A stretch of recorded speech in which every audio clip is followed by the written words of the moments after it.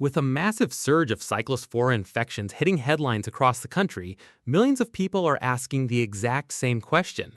What is this microscopic parasite and how does it end up on our plates? Cyclosporiasis is a severe gastrointestinal illness caused by a single-celled parasite called Cyclospora cayetanensis. Unlike typical food poisoning caused by bacteria like Salmonella or E. coli, this is a living parasite that actively infects the human small intestine, leading to prolonged and deeply unpleasant symptoms that can last for weeks if left untreated. The way this parasite spreads is one of the most alarming aspects of the current health crisis.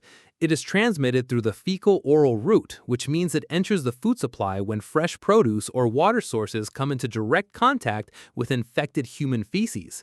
This contamination almost always happens at the agricultural level, often due to poor sanitation in farming fields, contaminated irrigation water, or improper handling during harvesting and packaging. Because it thrives in warm tropical environments, outbreaks in the United States routinely peak during the summer months when people consume high quantities of imported fresh fruits and vegetables. Health officials warn that Cyclospora is an incredibly tough organism to deal with in the kitchen. The parasite produces a protective, thick-walled shell called an oocyst that makes it highly resistant to cold temperatures and standard chemical sanitizers.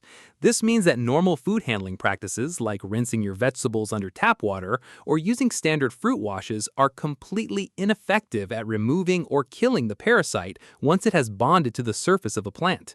The only definitive ways to neutralize Cyclospora is to cook the produce to an internal temperature of at least 158 degrees Fahrenheit or to freeze it solid for extended periods.